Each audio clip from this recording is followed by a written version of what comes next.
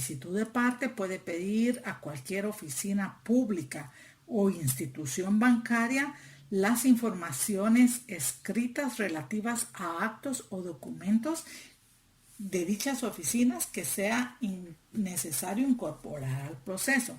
Así que la prueba de informe se propone cuando yo necesito que una institución pública o una institución bancaria remita algún informe al juez que sea necesario para demostrar o mi pretensión de conformidad con el artículo 126 o los hechos extintivos o las circunstancias impeditivas de esa excepción. Por ejemplo, un informe que yo solicito al banco para ver en qué fecha se efectuó un pago o si se efectuó a la cuenta número tal un pago en una de las sucursales del banco, o sea, cualquier documento, cualquier informe que sea necesario acompañar al proceso, entonces se solicitará por la vía de los informes. En la práctica tenemos muchos informes que, por ejemplo, en los juicios ordinarios de nulidad de instrumentos públicos solicitamos a la SAT, por ejemplo, si el lote de papel especial para protocolo número de registro A220.550.001 le fue vendido al notario fulanito de tal, por ejemplo, ¿verdad? Entonces la SAT contesta si fue vendido a ese notario o si fue vendido a otro notario, porque en el juicio ordinario de nulidad de negocio jurídico o instrumento público, pues se hace necesario este tipo de información, al igual que el informe que se requiere al registro de protocolos para constatar si el notario fulanito de tal, con fecha tal y tal, autorizó el instrumento público número tal, y de ser necesario o de ser afirmativa esa circunstancia, se sirva a remitir certificación del testimonio especial que los notarios pues tienen la obligación de presentar al registro de protocolos. Entonces los informes van a ser todas aquellas solicitudes que las partes piden, ¿verdad?, a instituciones públicas o bancarias sobre informaciones relativas a actos o documentos de dichas oficinas que sea necesario incorporar al proceso. Luego, en el artículo 185 tenemos el reconocimiento de documentos. La parte que desea aportar un documento privado al proceso podrá, si así lo creyere conveniente en los casos en que la ley lo establezca, pedir su reconocimiento por el autor o por sus sucesores. Si el documento fuere suscrito por apoderado o representante legal, se podrá citar indistintamente al representante o al representado. Aquí recordemos que ya tenemos una disposición en el artículo 132, hacer favor el llamado o hacer un llamadito ahí con lápiz en el segundo párrafo y poner artículo 132 del Código Procesal Civil y Mercantil, que dice que puede llegar cualquiera de los apoderados que tengan conocimiento de los hechos, ¿verdad? Entonces, el reconocimiento de documentos también puede hacerse por medio de apoderado con facultad especial. Si una persona no sabe o no puede firmar y lo hizo otra persona y hizo que otra persona firmara por ella, los dos harán el reconocimiento. En todo caso, bastará el reconocimiento que haga el obligado. El documento privado puede ser reconocido por los herederos del causante, pero el reconocimiento hecho por un heredero no perjudica a todos los herederos. Aquí lo importante es de que cuando tenemos algún tipo de documento que necesitamos que se reconozca dentro del proceso, por ejemplo, algún recibo, ¿verdad? Entonces se pone a la vista de la persona que deseamos que lo reconozca y que reconozca su contenido y firma, ¿verdad? En algunos casos pues es solo de que se reconozca el contenido, en otros se solicita que se reconozca el contenido y firma. El artículo 185 dice: el que haya de reconocer un documento será citado más tardar 2 días antes del señalado para la diligencia, bajo el procedimiento de que si dejare de comparecer sin justa causa, se tendrá el documento por reconocido a solicitud de parte.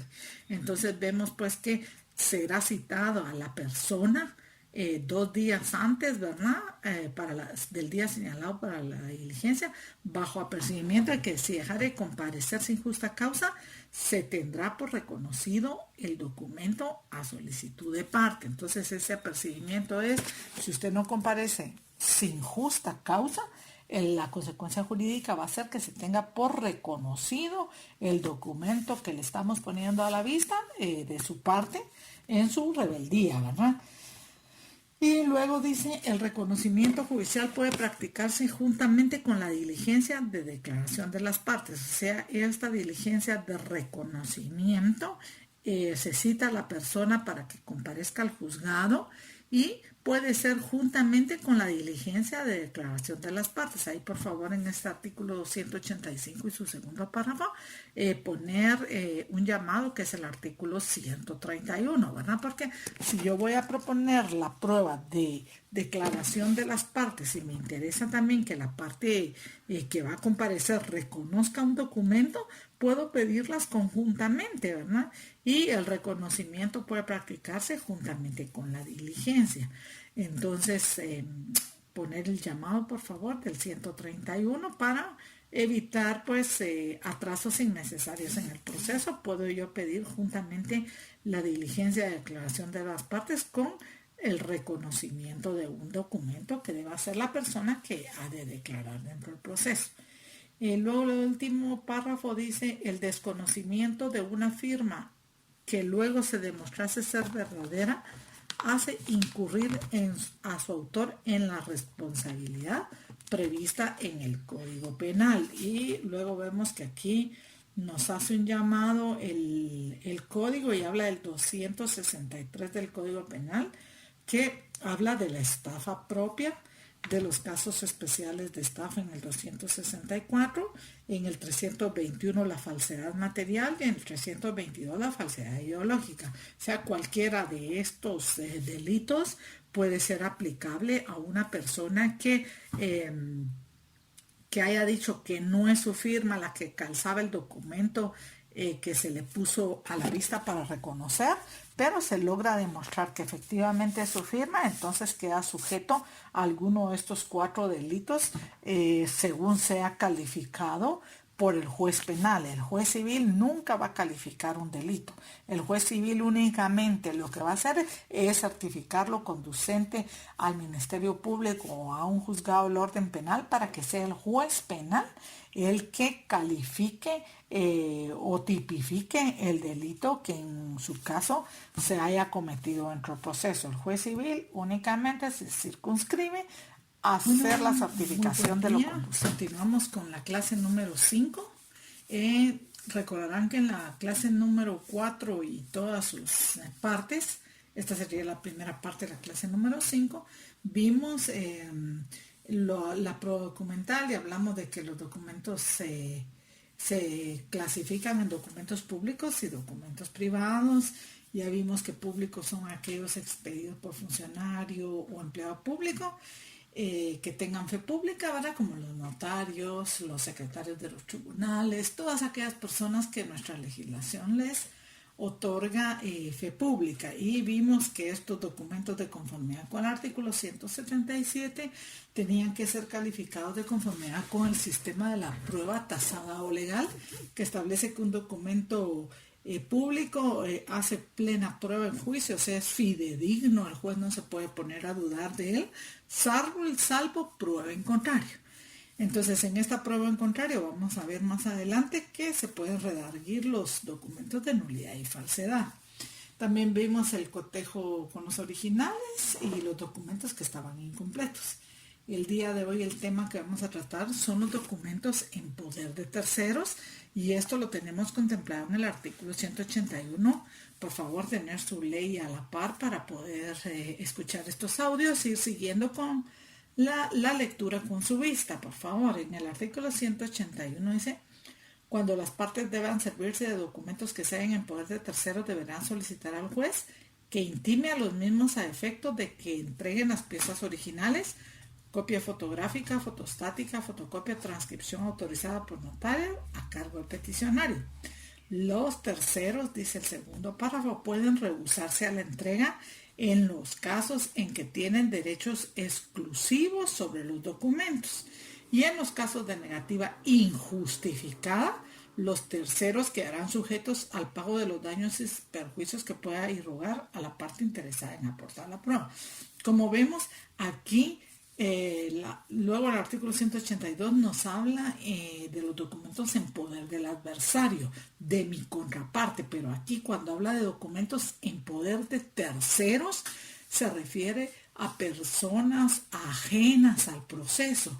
Así, por ejemplo, nosotros hemos tenido casos en los que se pide esta prueba de documentos en poder de terceros cuando, por ejemplo, se trata de algún préstamo o de un mutuo con garantía hipotecaria o con garantía prendaria de cualquier naturaleza, en la que la persona efectuaba los pagos a través de una cuenta bancaria y resulta que esta persona perdió los vouchers o los seguros, los recibos que aseguraban que dicha persona había efectuado el pago. Entonces se puede pedir al banco a través del juez, el juez puede intimar al banco, ¿verdad?, para que proceda a entregar copia de los recibos o un estado de cuenta de los depósitos que dicha persona efectuaba a favor del deudor, ¿verdad? Del acreedor. El deudor efectuaba a favor del acreedor. Entonces, vemos, pues, este sería un ejemplo, pues, pero sin embargo hay otros casos, ¿verdad?, en los que personas ajenas al proceso pueden proporcionar o tienen algún documento que demuestre alguna circunstancia que constituye un hecho controvertido dentro del proceso, ¿verdad? Entonces, se le intima, dice, a la persona para que presente el documento y que en caso esta negativa sea injustificada, ¿verdad?, pues quedará sujeto al pago de los daños y perjuicios que se puedan irrogar a la parte interesada. Esta es una prueba, pues, que por lo regular siempre la persona a la quien se le solicita un documento, pues, o lo presenta o presenta fotocopia o presenta de alguna forma el documento que el juez le requiere, porque recordemos que también existe el delito de desobediencia en el Código Penal, ¿verdad? Cuando alguien desobedece una orden de un juez competente, se puede iniciar un procedimiento por el incumplimiento, ¿verdad?, alegando el delito de desobediencia, que eso pues ya sale de la esfera de lo civil, ¿verdad? Sin embargo, muchas veces hay personas que solicitan que se certifique lo conducente, pero en el caso aquí de documentos en poder de tercero, la única consecuencia jurídica que va a tener que no se presenten, que la negativa sea injustificada, pues se le previene o se le intima a la parte que se le está solicitando que quedará sujeta al pago de los daños y perjuicios ante su negativa injustificada. Pero como les digo, la mayor parte de los documentos son presentados porque se tiene la falsa creencia, pues, de que esto también genera el delito de desobediencia, y en este caso pues no es bajo ese apercibimiento que se solicita que el tercero ajeno al proceso presente un documento, porque como claramente lo dice el epígrafe del artículo, es documento en poder del tercero. Entonces, un tercero no está vinculado a la decisión del proceso, ¿verdad?, o a ser condenado o a ser absuelto, sino es que es llamado como tercero oportunamente. Esto vamos a tratarlo más despacio y con más detenimiento cuando veamos las tercerías que contempla nuestra legislación, porque nuestra legislación contempla las dos clases de tercería, las excluyentes y las coadyuvantes, y vamos a ver en su oportunidad de qué se trata todo esto. Pero para que una persona quede obligada a la decisión final, va a tener que ser emplazada como tercero, y cuando se le emplaza, pues sí, se le da audiencia por 24 horas, pero en este caso de documentos en poder de tercero, son documentos en poder de una persona que ni siquiera es parte en el proceso, no ha sido emplazada como tercero, sino que únicamente tiene algún documento del cual se necesita que se presente al proceso por alguno de los sujetos procesales. Entonces, la consecuencia jurídica que va a tener el no presentarla va a ser que, si de ser necesario, pues quede sujeto al pago de los daños y perjuicios que puede irrogar a la parte interesada en la prueba, más no va a tener una consecuencia penal como si lo pueden tener otro tipo de desobediencias. Entonces, vemos pues que esta es una prueba que también se puede proponer, ¿verdad? Si ha sido ofrecida en su momento procesal oportuno. Muy bien, continuando, nos tocaría hablar del cotejo de letras que encontramos en el artículo 188. Si un documento privado fuera impugnado por aquel a quien se le atribuye, podrá éste pedir que se proceda al cotejo de letras por peritos, señalando los documentos indubitados con los que deba hacerse la confrontación. A falta de medios idóneos y a juicio del juez, de oficio o a solicitud de parte, podrá ser requerida la persona a quien se atribuye el documento para que escriba y firme lo que el juez le dicte en el acto o estampe su huella dactilar si fuera el caso, por no saber firmar. Si se negare a ello, se estimará como auténtico el documento discutido. Con este tema del cotejo de letras es algo bien delicado, puesto que el segundo párrafo le da al juez la opción de poderle solicitar a la parte que llegue a que escriba algo para ver si efectivamente es el que establece el documento, pero eso es algo muy riesgoso, puesto que en la primera parte del artículo dice podrá pedir que se proceda al cotejo de letras por peritos. El juez no es perito. Yo, por ejemplo, me ponen una huella digital, yo no sé a ciencia cierta si es la misma huella digital que calza el documento. Entonces esto es así como que muy riesgoso, ¿verdad? Por lo regular siempre lo hacemos con peritos, puesto que yo no sé ni dactiloscopía ni ninguna de esas ciencias que permiten determinar esto. Para mí puede ser similar una letra a la otra, pero yo no puedo dar fe que efectivamente sea de la persona que escribió el documento. Entonces esto por lo regular siempre lo hacemos con peritos y muy pocas veces se da, pero las veces que se propone dentro del proceso y se verifica dentro del proceso, sí se hace a través del auxilio de los peritos que conocen esa pericia o que tienen esa expertise, ¿verdad? Que el juez desconoce. Luego en el artículo 189 tenemos los libros de contabilidad de comercio hacen prueba contra su autor. Si el proceso fuera entre comerciantes, harán fe en juicio los libros que estén llevados de conformidad con la ley.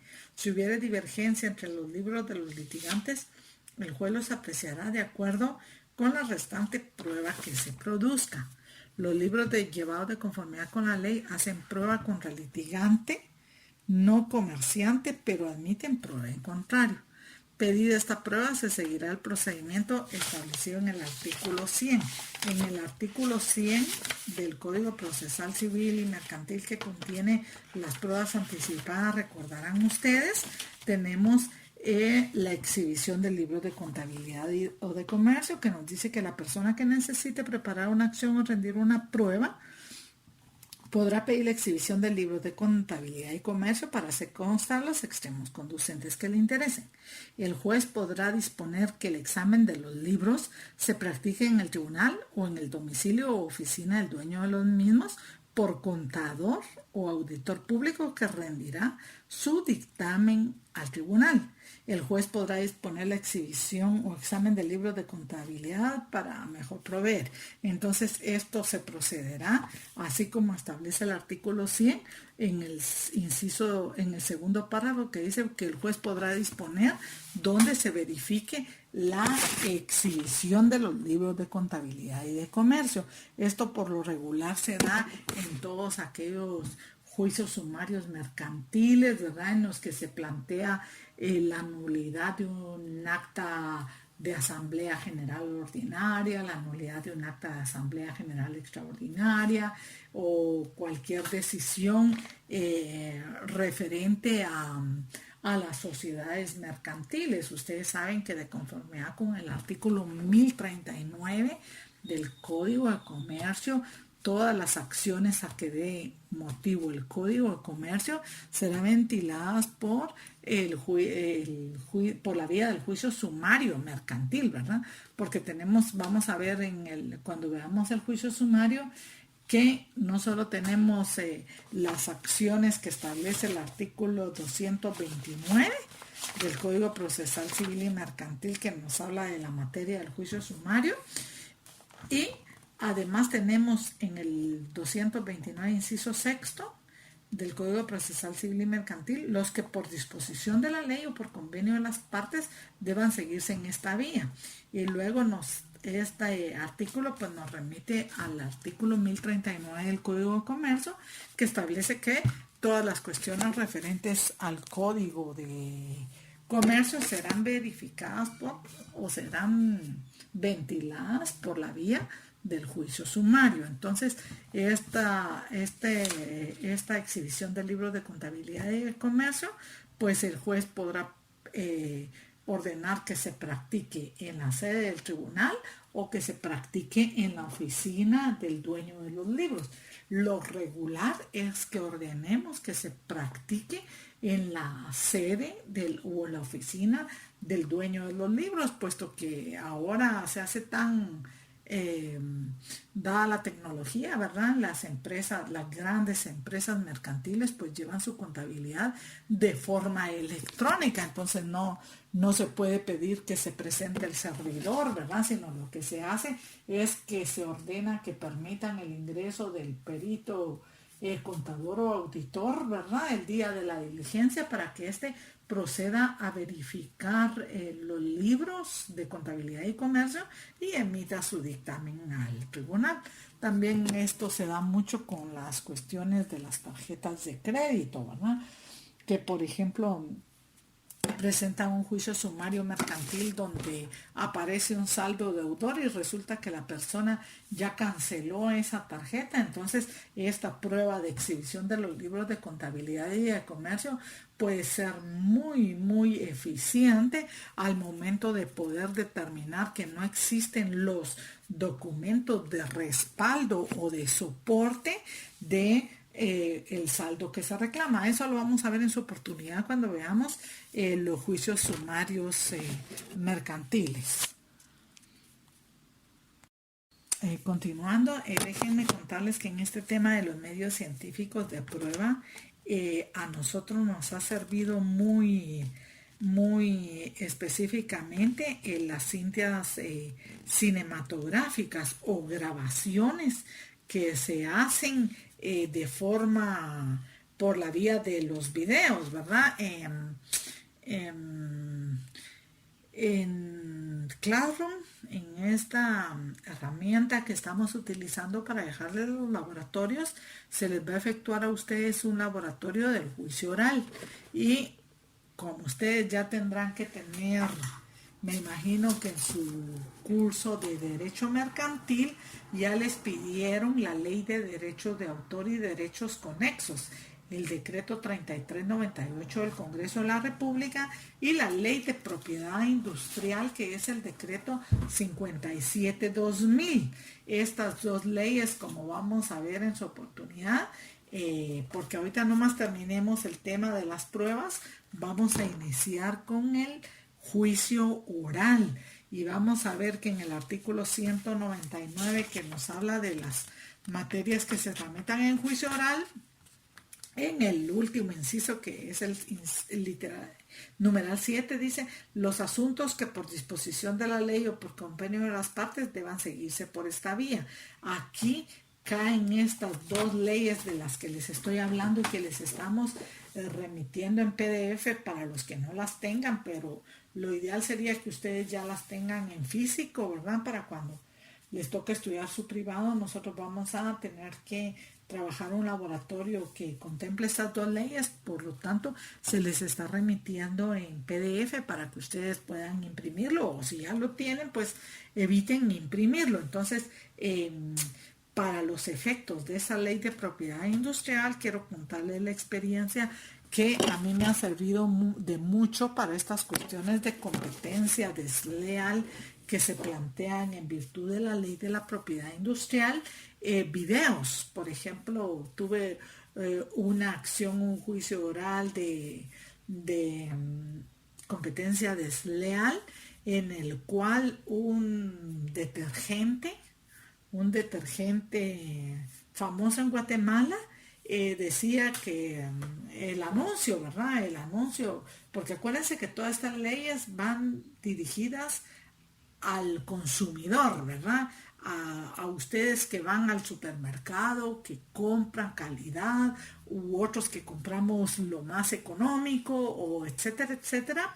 Entonces la competencia desleal puede ser grave, ¿verdad? Entonces aquí uno de estas marcas de detergentes presentó una acción de competencia desleal contra otra empresa mexicana que traía otro detergente que decía, más o menos decía así el video, ¿verdad? Salía una bolsa de detergente color celeste, yo que soy ama de casa, inmediatamente, sin que dijera el nombre, asocié esa bolsa de detergente al detergente que yo conozco, ¿verdad? Y salía esa bolsa sin marca, ¿verdad?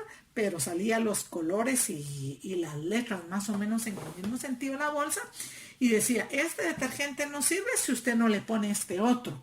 Y entonces los otros plantearon su acción de competencia desleal, diciendo que no tenían por qué decir esta empresa mexicana que el detergente no servía. Pero lo interesante, en el momento en que el abogado que presentó la demanda presentó el video y lo presentó debidamente aportado como medio científico de prueba de conformidad con el artículo 192, fue que en el momento que nosotros vimos con la secretaria en la computadora el video, inmediatamente ella me dijo, mire, ese jabón es el marca tal, me dijo. Y yo también lo reconocí como marca tal. Y lo que estaba diciendo la otra empresa es, su jabón no sirve si usted no le echa este otro, ¿verdad? Entonces ahí había una evidente competencia desleal, porque yo no puedo decir que el producto de otro comerciante no es bueno si no le agrego el mío, ¿verdad? Entonces se inició todo el proceso, pues, y se tuvo como medio científico de prueba este video tomado de la televisión, de la publicidad que por los medios de televisión se efectuaba, ¿verdad? Y como les digo, lo tajante de esto, lo importante de esto era que nosotros, amas de casa, en el momento en que mirábamos la bolsa color celeste, sabíamos de qué detergente. Yo inmediatamente dije la marca y la secretaria dijo la marca, y cuando vimos el video, la fotografía de la bolsa del jabón detergente era únicamente el color y la forma de las letras, pero a nosotros de consumidores nos había hecho clic que ese detergente no iba a servir si no le aplicábamos el otro que la empresa mexicana estaba promocionando. Entonces vemos pues que estos medios científicos de prueba, tal como las fotografías, ¿verdad?, son muy importantes a veces dentro de los procesos, porque no hay forma de reproducir los hechos, ¿verdad? Entonces vemos que es un tema muy importante en la actualidad, ¿verdad? Lo de los medios científicos de prueba, y como les hablé también en el video anterior, ¿verdad? Las pruebas o análisis hematológicos, ¿verdad?, que pueden asegurar en un 99.99.9999% de que una persona es progenitor de otra, ¿verdad?, al momento de que se verifique la prueba de ADN para demostrar una paternidad extramatrimonial. Luego, continuando con los medios de prueba, tenemos en el artículo 182 la prueba de documentos en poder del adversario. Y dice el artículo 182 la parte que deba servirse de un documento que según su manifestación se halla en poder de su adversario Aquí estamos hablando de la otra parte, ¿verdad? El adversario es mi contraparte. Si en este caso yo soy la actora, mi adversario va a ser la parte demandada o viceversa, ¿verdad? Si la parte demandada es quien propone la prueba de documentos en poder del adversario, la parte que va a tener que presentar el documento es la parte actora. Entonces aquí sí hay una vinculación procesal porque estamos hablando de las partes procesales. Entonces estamos hablando del adversario, la contraparte. Entonces el artículo dice, la parte que debe servirse de un documento que según su manifestación se halla en poder de su adversario, deberá presentar copia del mismo o cuando menos los datos que conozca acerca de su contenido. Deberá asimismo probar que el documento lo tiene o lo ha tenido el adversario. El segundo párrafo dice, el juez dispondrá que se prevenga a la parte contraria a la entrega del documento dentro de un plazo que le señalará bajo apercibimiento de hacer una de las declaraciones a que se refiere el párrafo siguiente. Si el documento no fuera entregado y no se produjere contrainformación por parte del tenedor del mismo, el juez resolverá el punto declarando. O sea, yo voy a percibir a la parte contraria que presente el documento que la parte solicitante de la prueba está indicando y deberá por lo menos darme todos los datos que conozca acerca de su contenido. Asimismo deberá probar que el documento lo tiene o lo ha tenido el adversario. Por ejemplo, si estamos hablando de un contrato de arrendamiento, lo lógico es que cuando se celebre el contrato de arrendamiento en escritura pública, el notario le entregue el primer testimonio o un testimonio a la parte arrendante. Entonces yo estoy segura que el contrato tiene que tenerlo la parte arrendante porque de conformidad con la ley a él le entrega el notario el testimonio. A mí lo que me puede extender es una copia simple y legalizada, pero si yo no pago los honorarios de esa copia simple y legalizada, lo más seguro es que no tenga yo copia del documento. Entonces, en este caso, yo necesito, por ejemplo, que el arrendante presente al juzgado copia o el testimonio del contrato de arrendamiento que celebramos. Le tengo que decir yo al juez con qué fecha, ¿verdad? Que los datos acerca del mismo, el notario que lo autorizó, la fecha, ¿verdad? Datos que por lo menos den una luz de qué es lo que se va a solicitar, porque si ningún dato se acompaña, tampoco se puede generar un apercibimiento, ¿verdad? Porque si ustedes se dan cuenta aquí, en el artículo 182 ya dice bajo apercibimiento. En el 181, cuando era documentos que tenía un tercero, dice el juez lo intimará, solo le sugerirá pues que lo presente, pues que si no queda sujeto a los daños y perjuicios. Pero en el caso del 182, que son los documentos de poder del adversario, como aquí si ya es dentro de las partes o sujetos procesales, el juez le señalará bajo apercibimiento de hacer alguna de las declaraciones a que se refiere el párrafo siguiente. A, que se tendrá por exacto el texto del documento mencionado por la parte que solicitó la diligencia, o B, que los datos suministrados acerca del contenido del documento por la parte que pidió la diligencia se tendrán por exactos en la sentencia. Entonces, esta prueba lo que nos indica o la consecuencia jurídica que tendría es, por ejemplo, yo estoy alegando que el pago no era mensual como lo manifiesta el arrendante en la demanda, sino que el pago se efectuaba anualmente. Entonces, si el otro no presenta el contrato donde demuestra que el pago se hacía mensualmente, se tendrá por exacto el texto del documento o los datos suministrados acerca del contenido por la parte que pidió la diligencia. Yo pido la diligencia, yo aparezco como demandado en el juicio sumario de desocupación y cobro de rentas, y a mí me interesa demostrarle al juez que no es cierto que el arrendante diga que el pago se debería hacer en forma mensual, sino que en el contrato de arrendamiento correspondiente se pactó que el pago se haría anualmente, entonces a mí me interesa que el juez lo aperciba en base a lo regulado en el inciso B, que los datos suministrados acerca del contenido del documento por la parte que pidió la diligencia se entenderán por exactos en la sentencia. Si la otra parte no presenta el documento, si el adversario no presenta el documento, la consecuencia jurídica va a ser que los datos que yo estoy brindando en mi contestación de la demanda de que la renta no se pagaba mensualmente sino anualmente, ese dato se tendrá que tener por exacto en la sentencia y en todo caso pues si fuera que no se ha pagado la anualidad, ¿verdad? No la mensualidad como dice el arrendante, pues en la sentencia el juez tendría que declarar sin lugar la demanda, ¿verdad?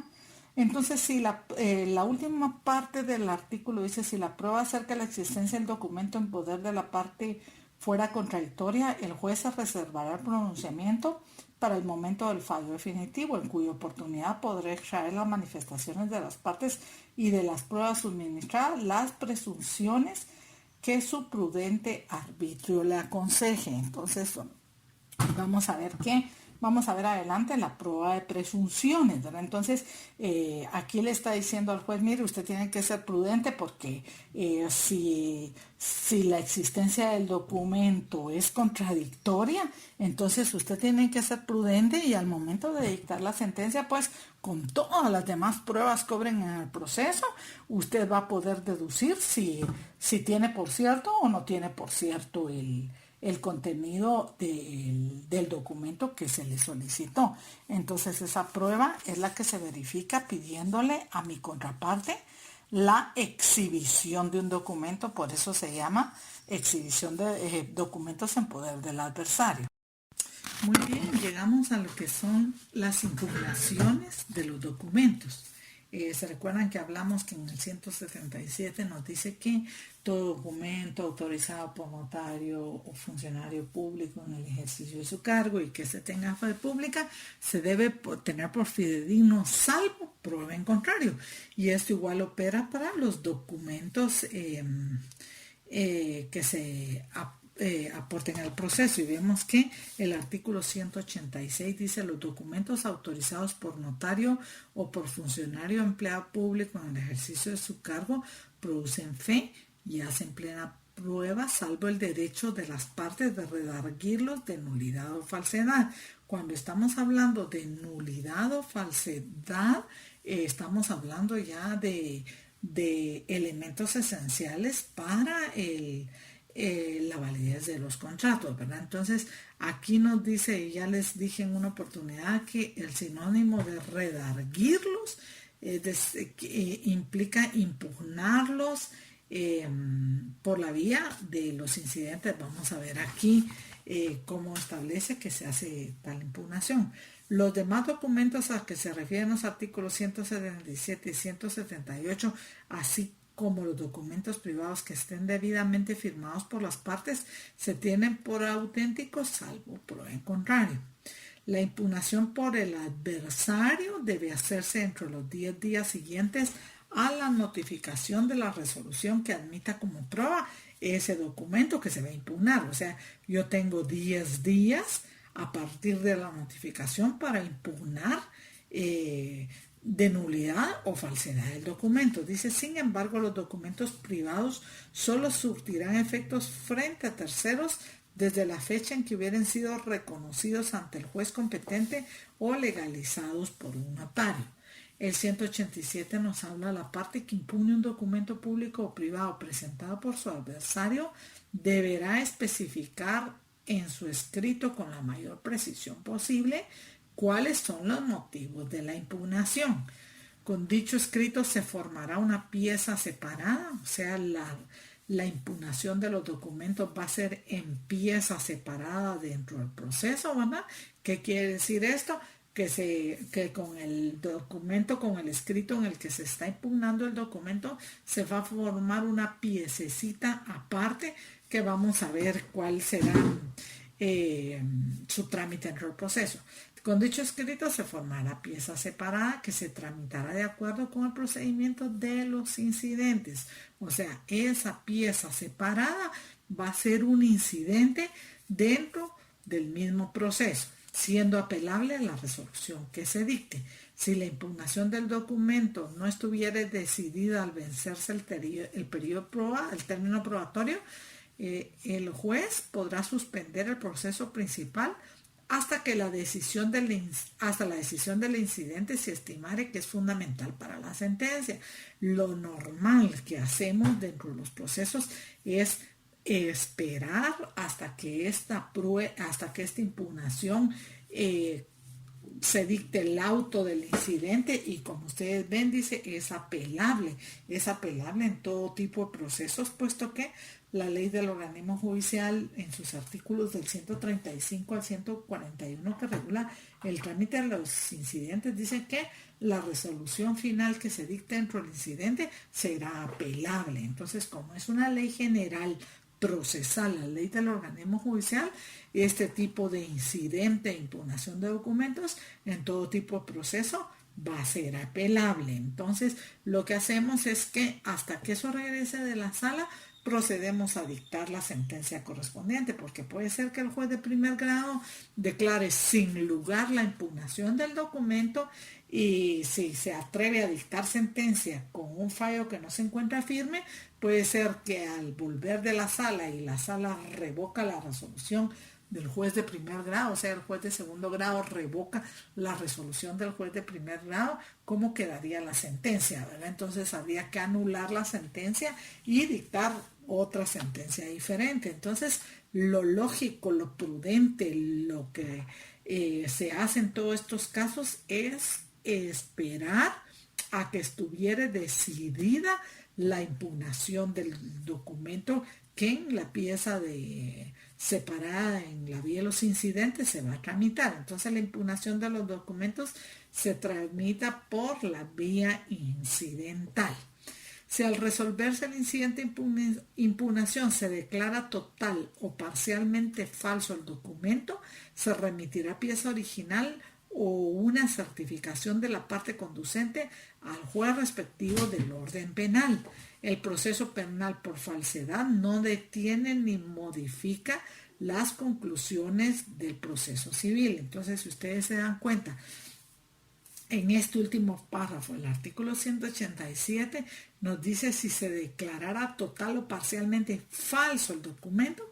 Como vimos en el artículo 186, dice que las partes pueden redarguir los documentos de nulidad o de falsedad. Nulidad cuando no se ha llenado alguno de los requisitos que establece el Código Civil para la validez de los contratos, y falsedad cuando se está adulterando la verdad dentro de un proceso.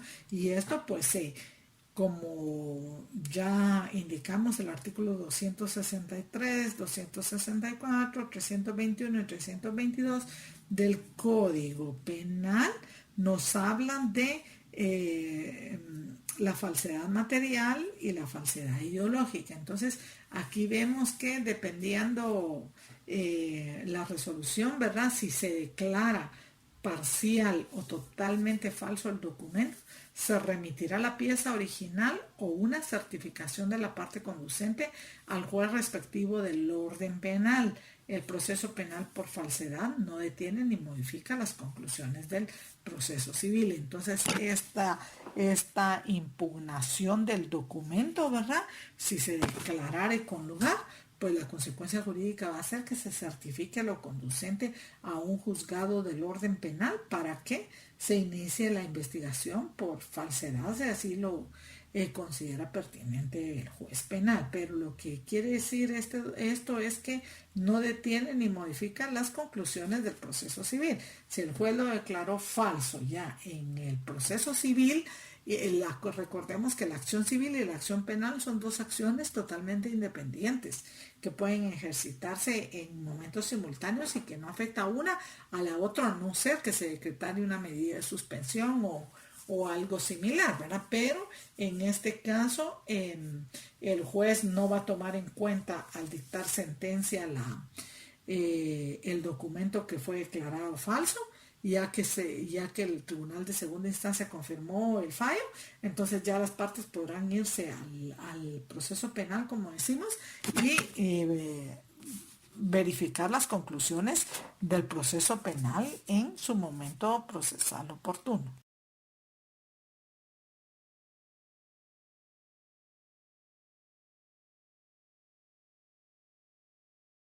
Y por último, para terminar con el tema de las pruebas, tenemos las presunciones legales y las presunciones humanas.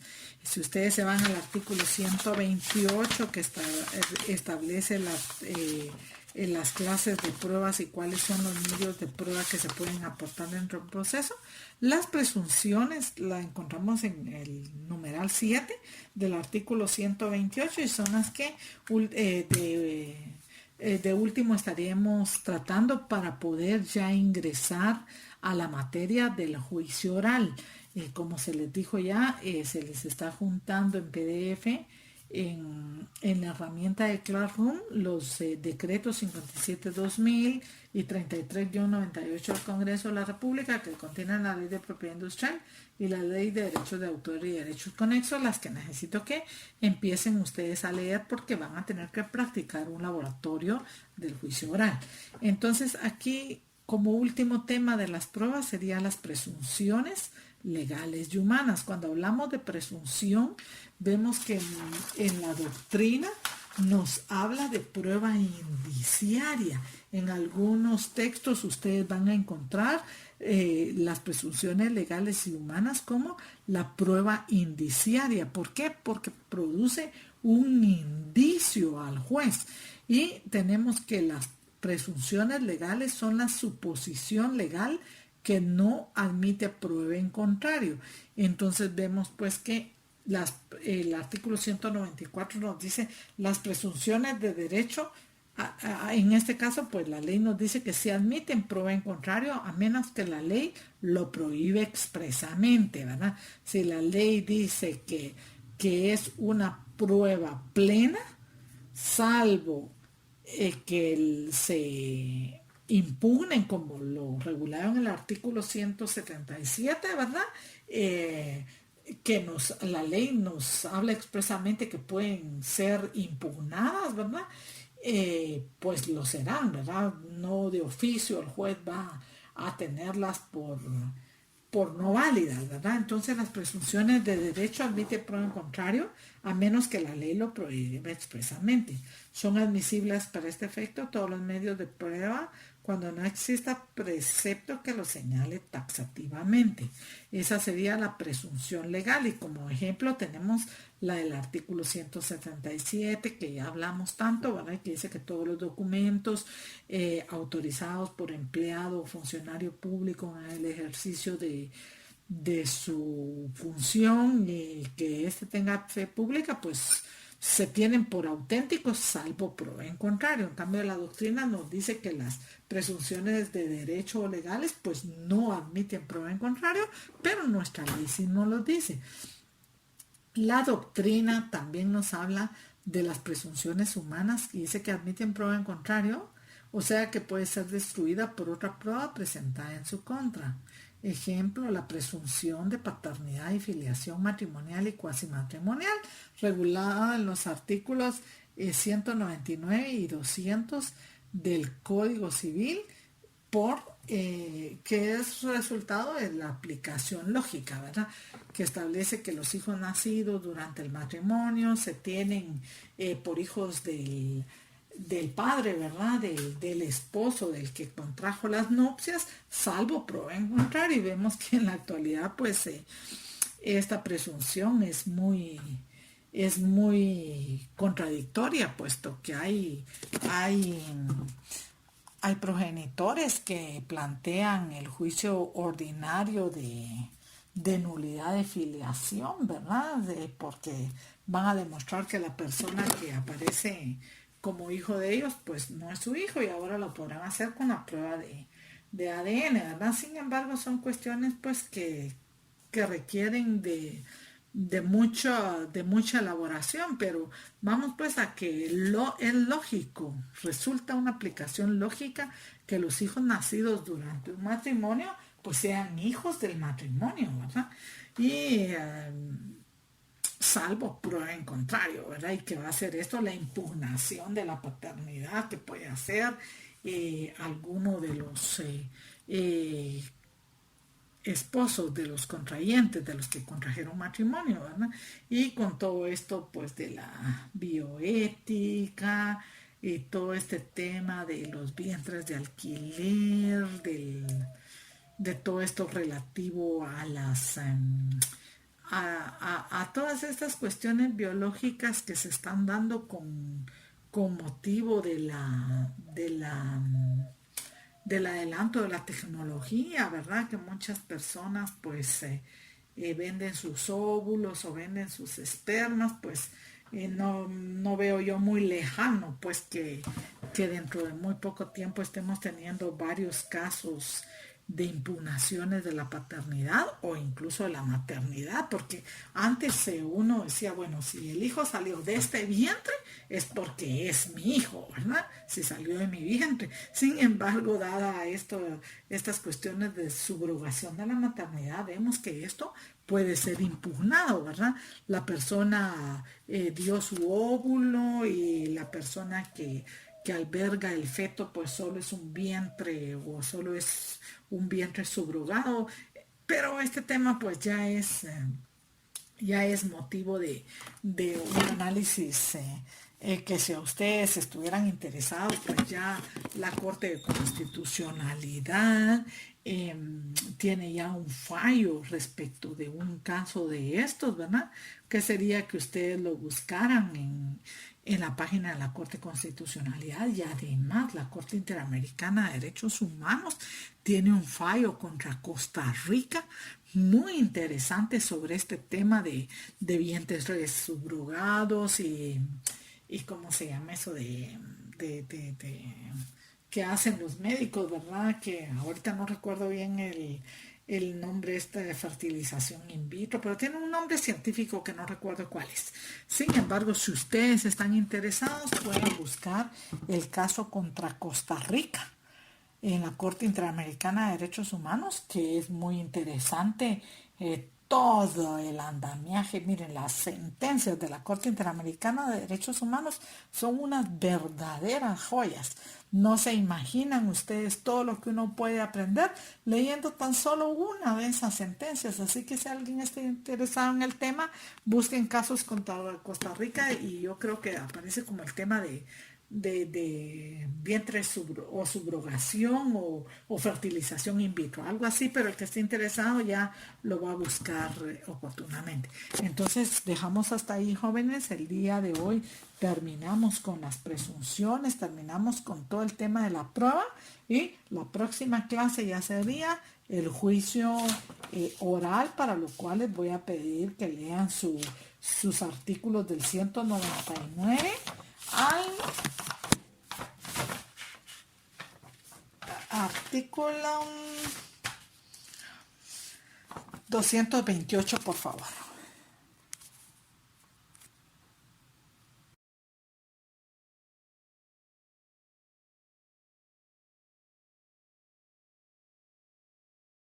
Muy bien, luego tenemos en el artículo 190, los documentos otorgados en el extranjero producirán sus efectos en Guatemala si reúnen los requisitos siguientes: que en el otorgamiento se hayan observado las formas y solemnidades establecidas en el país de donde procedan o hayan sido otorgados ante funcionarios diplomáticos o consulares de conformidad con las leyes de la República y que el acto o contrato no sea contrario a las leyes en Guatemala. Esos documentos pueden presentarse dentro del proceso siempre y cuando llenen los dos requisitos que establece el artículo 190. Yo siento que en este tema pues no hay mucha conflictividad de explicación, puesto que si son contratos o documentos otorgados en el extranjero, producirán sus efectos en Guatemala si reúnen los dos requisitos que establece el artículo 190. continuando con el tema de las pruebas, llegamos a los medios científicos de prueba, que los están contenidos en el artículo 191 al 193 del Código Procesal Civil y Mercantil. Y dice, de oficio o a petición de parte pueden disponerse calcos, relieves, reproducciones y fotografías de objetos y documentos y lugares. Es permitido asimismo para establecer si un hecho puede o no realizarse de determinado modo proceder a la reconstrucción del mismo. Si el juez lo considerare necesario, puede procederse a su registro de forma fotográfica o cinematográfica. En caso de que así conviniere a la prueba, puede también disponerse a la obtención de radiografías, radioscopías, análisis hematológicos, bacteriológicos u otros, y en general cualquier experimento o prueba científica. Cuando vemos entonces los medios científicos de prueba, vemos que aquí se encuentran las fotografías. Dentro de los procesos, lamentablemente, los abogados proceden a incorporar fotografías dentro de los procesos, pero no lo hacen de conformidad con lo que establece el artículo 192 que vamos a leer a continuación. Ustedes verán que en los procesos penales, pues el Ministerio Público acostumbra, ¿verdad?, acompañar álbumes fotográficos. Pues en estos álbumes fotográficos y en lo penal es totalmente diferente a la materia civil, ¿verdad? Y como el Ministerio Público es el titular de la acción penal, pues no le aplica el artículo 192 del Código Procesal Civil y Mercantil, ¿verdad? Puesto que es una materia totalmente diferente. Pero si yo quiero acompañarla en un proceso civil, las fotografías, yo sí voy a tener que circunscribirme a lo que establece el artículo 192, que dice: certificada la autenticidad por el secretario del tribunal o por un notario, pueden las partes aportar fotografías y sus copias, cintas cinematográficas y cualquier otra reproducción fotográfica y similares, registros dactiloscópicos y fonográficos, versiones taquigráficas, siempre que se acompañe la traducción de ellas y se exprese el sistema empleado, y cualesquiera otros medios científicamente conocidos.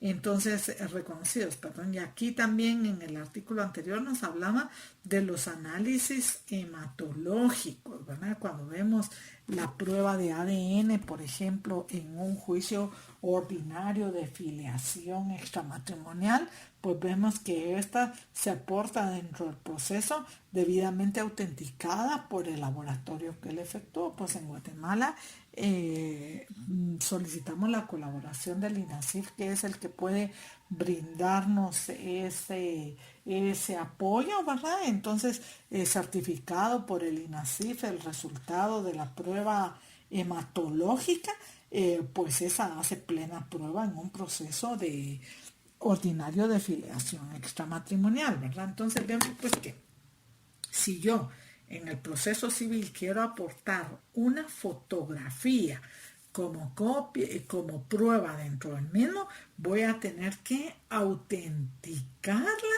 y expresar la forma, el sistema empleado, como yo tomé la fotografía. Anteriormente a la existencia de los celulares y todo esto, pues nosotros exigíamos que las fotografías fueran tomadas por esas cámaras que hacen las fotografías instantáneas.